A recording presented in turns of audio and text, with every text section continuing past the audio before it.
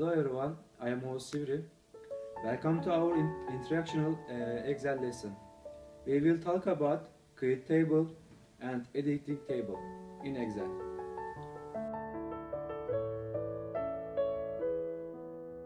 Create table. You can use one of two ways to create a table. You can either insert a table in the default table style, or you can format your data is table in style. That's your choice. Insert a table. On a worksheet, select the range of cells that you want to include in a table. The cells can be empty or can contain data. On the insert table, in the tables group keyboard shortcuts, you can also press Ctrl plus L, Ctrl plus T. If a select range contains data that you want to display as table headers, select the My Table as Headers checkbox. Table headers display default name if you do not select the My Table as Headers checkbox. You can change the default names by typing the text that you want. If you do not want to display table headers, you can turn them off later. For more information about how to turn table headers off, see Turn Excel table headers on or off. After you create a table, the table can tools become available and design table disabled. You can use tools on the design tab to customize or edit a table. Unlike list in Office Excel 203, a table does not have a special row for quickly editing new rows. For more information about how to add or insert row in a table, see Add more table rows and columns in an Excel table. Format data as table. On the worksheet, select a range of empty cells or cells that contain in the data that you want to quickly format as a table. On the Home tab in the Styles group, click Format as Table. When you use Format as Table, Office Excel automatically insert a table. Under light, medium or dark. If you want, you can select one them. Custom table styles are available under the Custom. After you create one or more of them. For information about how to create custom table, see Format and Excel table. After you create a table, tools become available and design tab is displayed. You can use the tools on the design tab to customize or editing data table. Unlike list in Office Excel, table does not have special row. Table features are no longer available after you convert a table back a range. For example, the row headers no longer include the short, feature, arrow, and structured references that were used in formulas turned into regular size references. Delete a table. On a worksheet, select a table, then press Delete. Include completed column expectation. A completed column can include formulas that are different from column formula. which created an expectation that will be clearly made in the table. This way, advanced inconsistency can easily be detected and resolved. Calculate columns expectations are created when you do any of the following. Type data other than formula in completed column cell. Types a formula in calculated column cell and then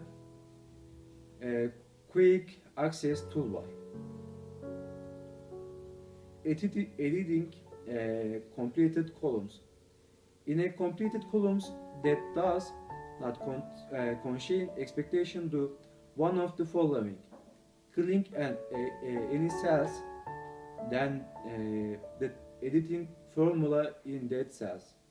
Copy another formula into any cells of the completed columns. Delete calculated column. To delete completed column, select a calculated column. Then in the cells group, click delete. Thank you for listening to me.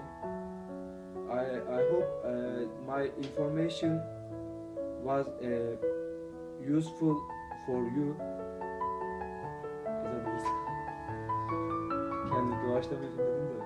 Thank you for listening to me. My job is finishing in that. Now we will see a video about a table and editing table. See you.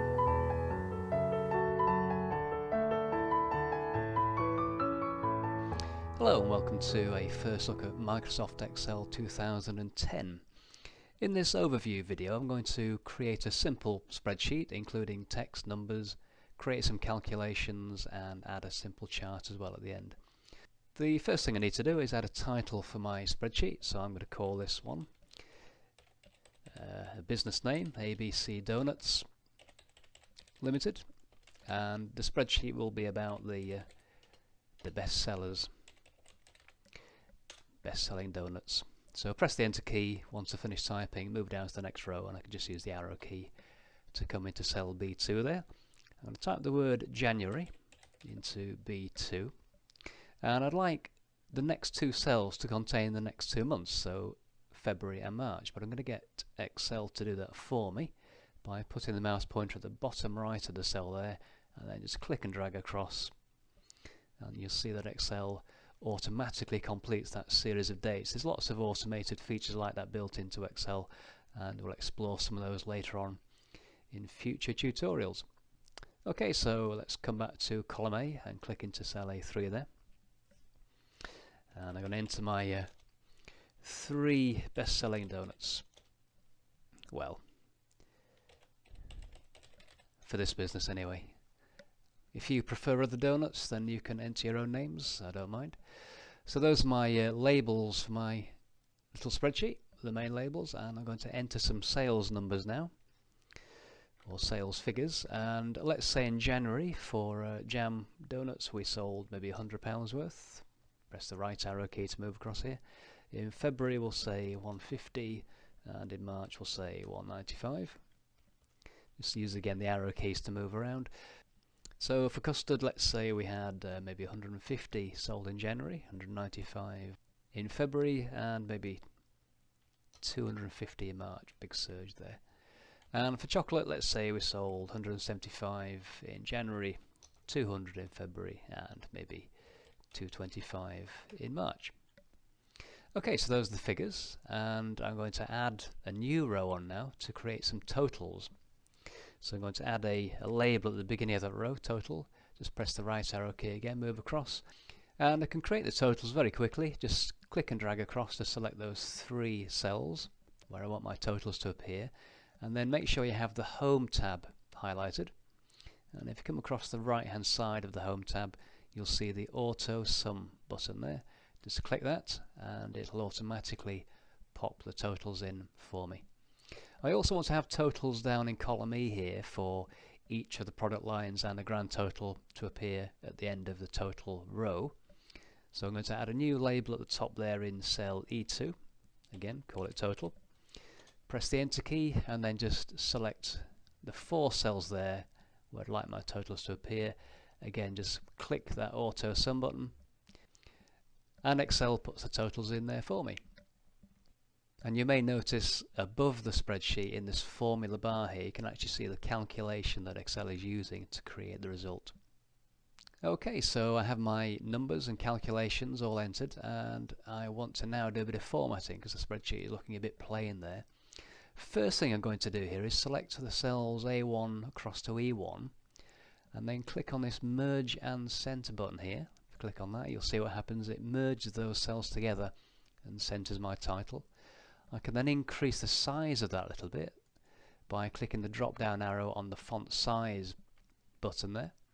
And as I move the mouse down the numbers, you will see that I get an instant preview. So I can see if I select a size that's too big or too small before I actually click on the appropriate one. I'm just going to choose font size 14 for now. And also apply bold formatting there, make it stand out. I'm also going to select all the labels. So I'm going to select total, March, February and January. Then hold down the control key and simultaneously select jam right down to total. So all the labels. Click on B for bold again to make those stand out, and I'm also going to apply bold formatting to my grand total. So just click on that one cell and highlight that. I'm also going to select all the cells from E6 right back up to A1 and apply a border, a grid around all the cells. And to do that, just click on this drop down borders button here, select the all borders option, and if I click away you'll see it's applied a stronger grid around the cells. Excel does obviously have a grid of its own, but when you print your spreadsheet by default that grid doesn't appear, so by applying, if you like, a formatted grid, that will show up when you print. Okay, I'm going to apply some colours as well here now. So if I click in my title, this time to click on the drop down where the fill colour tool is, and as you see again, as I move over these different options, it gives me a live preview. I'm just going to select this, maybe a light blue there for the title, and I'm going to select all the cells again from E2 right back to A2. Again, hold down the control key, select A3 down to A6, so I have all the titles selected. And this time we'll apply a different colour, maybe the light green there. And just to make my grand total stand out as well, I'll choose another colour for that, and we'll maybe go for this light orange colour. One more thing I'll do here is actually apply currency symbols to my numbers, because it may not be obvious that I'm talking about currency values as opposed to quantities. So I'm going to select all the numbers, in this case from B3 down to E6, and over in the number section of the home tab there's a button there, currency, and if I just click on that you'll see it applies the currency formatting. It also applies 2 decimal places. Now in this particular case I don't want those, so I'm going to come across a bit further on that number section to this button here that will decrease the decimal numbers or decimal places. If I just click that twice, it'll take those decimals away and leave me with the whole values again. Now my currency is pound signs by default because I'm in the UK and that's what my computer's set to show. If you're in the USA, for example, it's probably defaulted to the dollar symbol. However, if you do want to change it, then next to that currency button there's a small drop down arrow, and it does offer the 3 most common currencies as options, and there are many more available as well by selecting more accounting formats. So if I just press the escape key, that'll cancel that menu. And if I just click away, you will see my final spreadsheet there. Now one last bit of formatting I will actually do is select all my total figures apart from the grand total I've already formatted, and just make those bold as well. Click away again. Now I might want to use these numbers as part of a presentation, so I'd like to make the spreadsheet look a bit more interesting, and to do that I'm going to add a chart, and I'm going to select, to create the chart, cells A2 down to D5. Now that includes obviously all the titles there and all the numbers, but it does exclude the main title and it does exclude the total figures as well, because the total figures would distort the chart and I don't want to include those. So once I've got my selection, click on the Insert menu, click on the Column Chart button and simply select the first option, 2D Column Chart. Once I've clicked on that, the chart appears. I can then click and drag that to reposition it below my data and then click away. So there we have a nice chart and my data. Now the nice thing about a spreadsheet, electronic spreadsheet, as opposed to a paper-based one, is that any changes you make will automatically update all the linked calculations. So in this case I have total calculations linked to the main data, and I've also got the chart linked as well. And I can demonstrate how that works by, if I click in cell B3, which is my sales for January for jam, and let's say I've made a mistake and the figure for that should have been 200 and not 100. So if I type in there 200, before I press the enter key, keep an eye on the total figure down the bottom there. You'll also notice the grand total changes, and also if you look at the blue bar on the chart, when I press the enter key, you'll see that all those things instantly change. And I'm going to undo that, just Ctrl Z to undo, and let's make it even more dramatic, change it to 250, and again you'll see how it all updates instantly as soon as I enter the new value. So I hope I've shown you there that Excel is not only a great way of organizing information, it's also a great time saver. So whenever you update your data, all the calculations and any charts that are linked to that data instantly update. It's a very useful tool. So now you've seen how easy it is to create a simple spreadsheet. Let's go on and work on other examples, show you more features in Excel and turn you into, I hope, an Excel expert. So thank you very much for watching this. I hope you found some things in there that were useful, and I'll see you next time.